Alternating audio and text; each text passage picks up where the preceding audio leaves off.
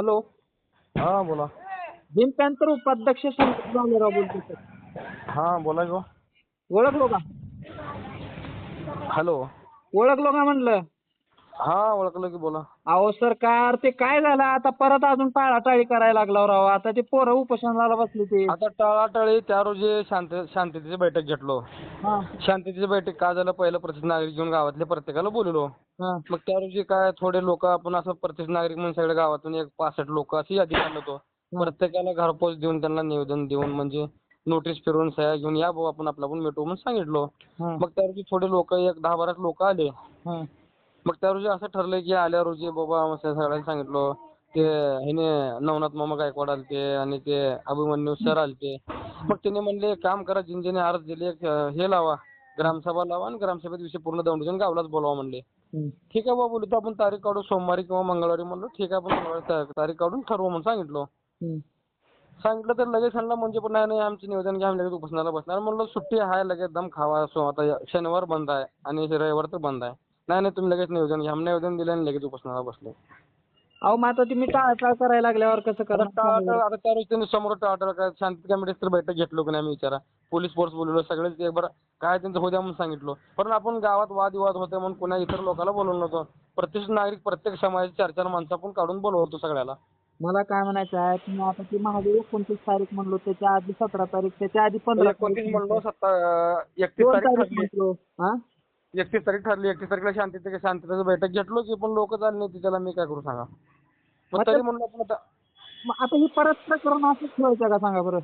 असं आम्ही त्यांना आम्ही काय म्हणलो 2 दिवस थांबा, आपण लगेच ग्रामसभा घेऊ म्हणलो. अहो पण टाळाटाळी म्हणल्यावर ह्याला काय अर्थ आहे का? आता आहे का टाळाटाळी म्हणाला का? 2 दिवसाचा मला सांगा. आम्ही बैठक शुक्रवारी घेतलो. सरकार मी काय म्हणायला लागलो लक्षात आले का? तुम्ही 15 तारीख दिलं, 15ची 18 गेली, 18ची 19, परत नंतर 21 का काय तर दिलं, नंतर डायरेक्ट 29 दिलं, मग 31 दिलं, मग 2 तारीख दिली. आम्ही तारीख 2 दिलंच नाही त्यांना. 31 तारखेला शांततेची बैठक घेतलो आम्ही. माझ्याकडे रेकॉर्डिंग आहे.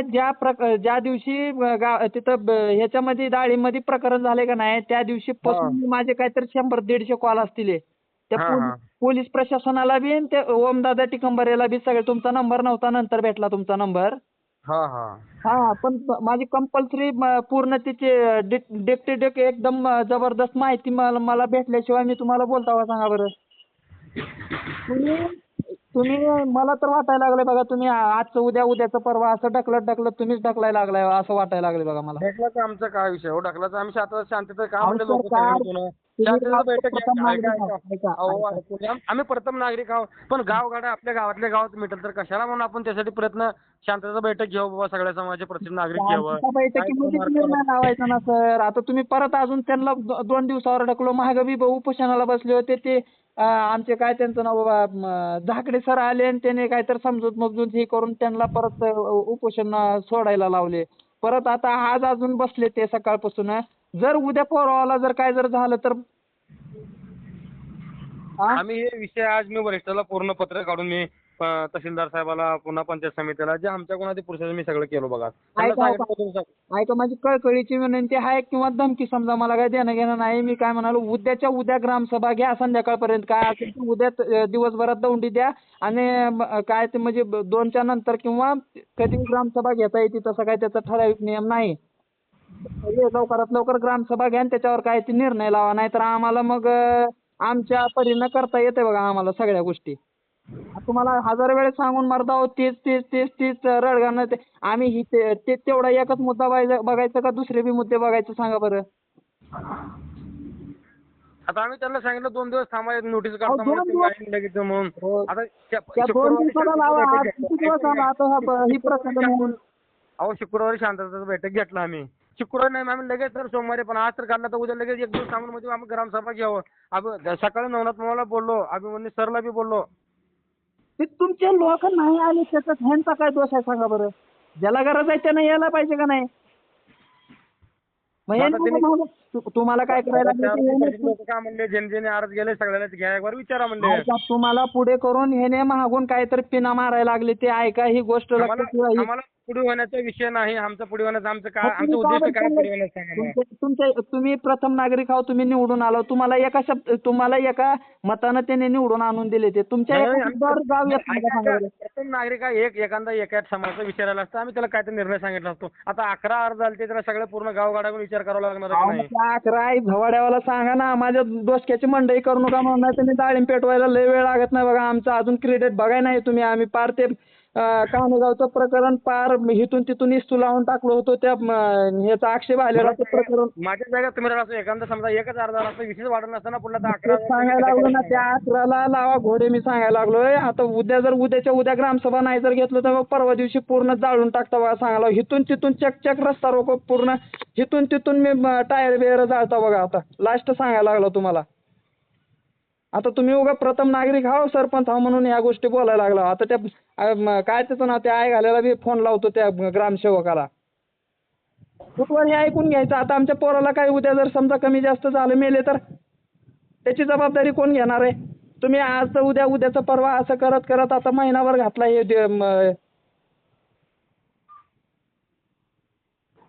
हॅलो, हा बोला. आम्हाला काही सांगू नका. तुमचे हात जोडून विनंती आहे, तुम्ही लवकरात लवकर उद्याच्या उद्या ग्रामसभा घ्या. मी आज वरिष्ठांना पूर्ण आजी बसल्याला सगळं त्यांचं पत्र घेऊन, पुन्हा हायवेवाल्याला एक पत्र काढलं स्वतः मी माझ्यातर्फे. मी प्रथम नागरिक म्हणून हायवेवाल्याला पत्र काढलं, त्याला बी बोलवलं बैठकीला, त्याला पत्र काढलं, त्याला आज ईमेल केला पार दिल्लीपर्यंत. त्याचं काय उत्तर येते बघू, मी तुम्हाला सकाळी सगळं रिस्टर सांगतो. त्याने कधी सर हे सांगतो म्हणतात माहिती. मी हायवेवाल्याला पत्र काढलं ना, ईमेल पूर्ण त्याचा पार त्याला पत्र दिलं बाबा असं विषय म्हणून. अहो तुम्ही हे पहिलंच कागदोपत्री घोडे पहिलंच नाचवायचं ना सर. जेव्हा शांतता कमिटीची बैठक झाली तेव्हाच तुम्ही करायचं ना. आज कसं काय केलं सांगा बरं. बैठक शुक्रवारी झाली, लगेच शनिवार तर सुट्टीच होती. शनिवार रविवार दोन्ही सुट्टीच होती. शुक्रवारी तुम्ही शुक्रवारी कधी झाली कमिटी? सकाळी पार 12-1-2 वाजेपर्यंत चाललं, पण नंतर दुसरं त्याच्यानंतर तुम्हाला पत्र व्यवहार करता आला नाही का सांगा बरं. पंचायतला दुसरं प्रकरण झालं, भांडणे झाले पंचायत पुढे. त्यांना विचारा, तुमच्या सगळ्या जे बी मला त्यांनी समोर होते, त्यांनी सगळ्या लोकांना घेऊन गेले. दुसरं प्रकरण झालं आमच्या पंचायतला, त्यांनी समोर होते सगळ्या. त्यांना तुम्ही विचारा, कोणाला विचारा, ते आजीला विचारा, कोणाला विचारा. ते चालू आपली बैठक चालू होती, दुसरं प्रकरण झालं इथं, मारामारीचं प्रकरण झालं. त्याच्यामुळे पहिला ते पोलीस फोर्स झालं, ते 4 वाजले, ते सगळंच राहिलं जागेवर. विचारा त्यांना सुद्धा झालं की त्यांची प्रकरण, त्यांनी समोर बैठक करून माझं भर येऊ लागलं, तेव्हाच प्रकरण झालं की नाही विचारा. ते मिटवायला 4 वाजले. बरं, मला काय म्हणायचं आहे, आता तुम्ही पत्र व्यवहार केला बरोबर. हा, आता त्या पत्र व्यवहारातून काय निष्पन्न होणार आहे? आता उद्या सकाळी पत्र येणार आहे की भाऊ काय होणार आहे, सगळं पूर्ण आल्यावर तुम्हाला पूर्ण विस्तार माहिती सांगतो. नाही, म्हणजे नेमकं त्याच्यात काय म्हणून तुम्ही दिलाव की उल्लेख काय दिलाव तुम्ही त्याला? कुणाला? जे पत्र व्यवहार केला हो तुम्ही, इथून तिथून कलेक्टर ऑफिस पर्यंत दिला असाल ना, पंचायत समिती, जिल्हा परिषद ते कलेक्टर ऑफिस पर्यंत. हा, मग काय म्हणून दिला हो तुम्ही काय म्हणून दिला बाबा, असं असं रितसर बाबा आंबेडकर साहेबांचं ते संविधान चौकाचं त्यांनी मागणी केली, ते असं एवढं झालं, आपल्याला देता येतंय का नाही, तिचं काय समस्या, म्हणजे ते कुठून पत्र घेत, ते ह्याला त्या रोडच्या ऑफिसवाल्याला दिला, तहसीलदारला दिला, आपलं कलेक्टर ऑफिसला दिला. म्हणजे आम्हाला अधिकार आहे की नाही ते सगळे, त्याचे पूर्ण शहानिशा मला करावं लागणार आहे का नाही? तुम्हाला अधिकार नाही ते अधिकार जर एखादी आडकाठी येत असेल तर त्याच्यावर तुमचा अधिकार नाही. त्याचा डायरेक्ट त्या कलेक्टर ऑफिस कडूनच काहीतरी मंजुरी होऊन यावं लागते. आता इथं एखादी जर समजा आता समजा माझा आणि तुमचा वाद आहे आणि तुम्ही मला काय म्हणायचं का, ते वाद नसला तर आपण सरळ गाव लेवलला बाबा करता येतंय. पण मला काय म्हणायचं, तुम्ही गावाला एकत्रित घेऊन तुम्ही का बरं करायला गेला म्हणायला लागला? एकत्रित करण्यासाठी शांततेचं बैठक लावलं की एकत्र हे प्रकरण वाढवणे बाबा, विषय होणे गाव आपले हे प्रतिष्ठित नागरिक सगळे मिळून काय तर मार्ग निघेल बाबा, असं कोणाचं खाली किंवा वरी 2 समाजा काय 13 असतात, आपण काढण्यासाठी शांततेचं बैठक घेतलो आपण. त्यासाठीच आपण सगळ्याला, म्हणजे इतर पोरांना बोलवता प्रत्येक समाजात 4-4 प्रतिष्ठित माणूस बोलवलो आम्ही. हे काय तर मार्ग निघावा म्हणून आम्ही शांततेचं बैठक घेऊन आलो. शेवटी तिथून आल्या ते काय म्हणले, त्या रोजी प्रत्येकाला अर्ज दिले, बोलावं म्हणले. मग मी आज रिसर काय केलो, आमचे विस्ताराचे घरी भांगे साहेब आहे ते मुरुमचे, त्यांना विचारलं. त्यांनी म्हणले रिसर सरपंच तुमच्यावर कशाला, तुम्ही सगळं रिसर माहिती घ्या. म्हणजे आता ते भांगे साहेब जे आहेत ते बी तुमचे म्हणजे जे भीमचे आहेत, त्यांनी आमचे वरिष्ठ त्यांनी विस्तार अधिकारी आहेत आपले ते. त्याला रिसर म्हणलं तुम्ही आपल्या म्हणजे असं ह्याचं एकाचं तिने मी त्यांचं मार्गदर्शन मागवलं. तिने म्हणलं एका किंवा 2 समाज आला असतं तर आपल्या इथं मिटलं असता किंवा आता एवढं प्रत्येक समाज हे करण्यापेक्षा तुम्ही रिसर पुन्हा रिसर सगळं करा म्हणले. पत्रव्यवहार केलो लगेच बोलून. बीडीओ साहेबाला दिलो, पंचायत समितीला दिलो, तहसीलदार साहेबाला दिलो. आता म्हणजे शेवटी आता हे वादविवाद होण्यापेक्षा आम्हाला अधिकार आहे की नाही त्या गोष्टीचे. तुम्हाला अधिकार नाही तो मला कमी सांगायला लागला आणि त्याच्यात पीएचडी केला होता. अजून काय सांगू तुम्हाला अधिकार नाही ते. फक्त अधिकार कुठं आहे ते तुम्हाला सांगतो. एक मग आता ते मला बी शहानिशा करू द्या ना, मला अधिकार आहे की नाही ह्याची शहानिशा करू द्या की. ग्रामसभेमध्ये तुमचे मुद्दे पारित झाले बरोबर. ग्रामसभेमध्ये तुमचे मुद्दे पारित झाल्याच्या नंतर ठराव मंजूर झाल्याच्या नंतर तुम्ही कलेक्टरला पाठवणार. मग तिकडून ते काय असेल ते म्हणजे सांगणार की बाबा हा चला ठीक आहे हे मंजुरी आहे. कुण्याही गावामध्ये कुण्याही समाजाचा किंवा कुण्याही व्यक्तीचा ह्याला विरोध नाही म्हणणार बरोबर. तेव्हा त्या गोष्टीला मान्यता भेटणार. पण तुम्ही इथं गावातल्या गावात तसं वातावरणच क्रिएट करणं गेला ना.